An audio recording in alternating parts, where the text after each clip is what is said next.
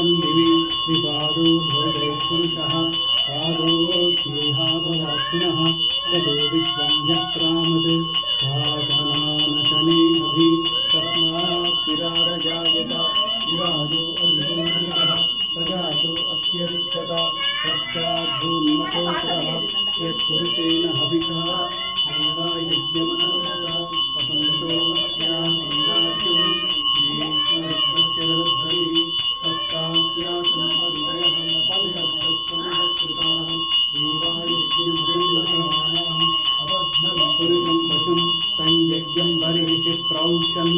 पुरुषं जातमग्रतः तेन देवा अयजन्ता साध्यार्चयस्यै तस्मात् यज्ञात् सर्वतः प्रजलतां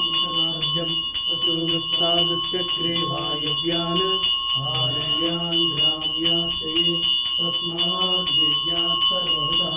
यजस्तामानिजगिरे चन्द्रागुंसि तस्मादजायत तस्मादश्वा अजायन्त एकेचो भयादतः गावो हजग्गिरे तस्माज्जाता अजावयः यत्पुरुषं यदद् कपिताव्यकल्पयन् मुखं किमस्य कौ बाहु कावोरूपादा उच्येते ब्राह्मणोऽस्य मुखमासि बाहुराजन्यकृतः ऊरु तदस्य यद्वैश्यः तद्भ्यागुं शूद्रो अजायत चन्द्रमा मनसो जातः चक्षो सूर्यो अजायत मुखादिन्द्रश्चाग्निश्च प्राणाद्वायुरजायत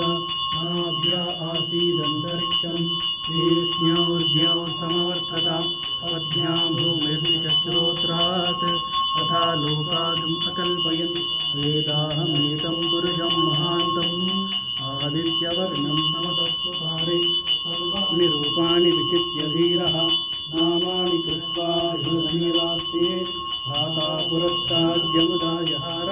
चक्रप्रविद्वान् प्रतिशतसहस्रः तमेवं विद्वान् अमृतहि भवति नान्यः पन्था हिराय विद्यते यज्ञेन यज्ञमयजन्त देवाः तानि धर्माणि प्रथमान्यासन् ते हनातुं महिमानस्तुते यत्र पूर्वे साध्या सन्ति देवाः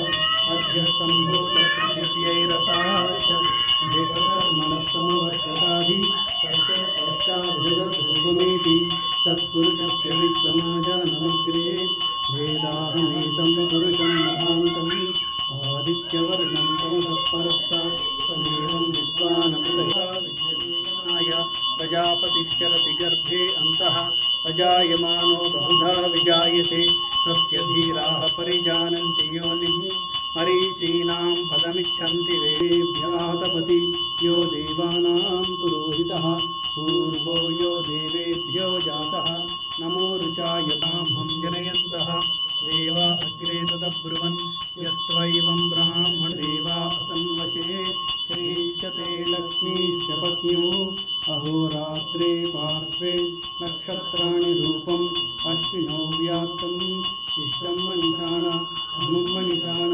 सर्वं मनिषाण ॐ शान्तिः शान्तिः शान्तिः ॐ तच्छन्द्योरावृणीमहे गातुं यज्ञाय गातुं यज्ञपतये दैवी स्वस्तिरस्तु नः स्वस्तिर्मानुषेभ्यः ऊर्ध्वं जिगातु भेषजं शन्नो अस्तु द्विपदे शञ्चतुष्पदे ॐ शान्तिः शान्तिः शान्तिः।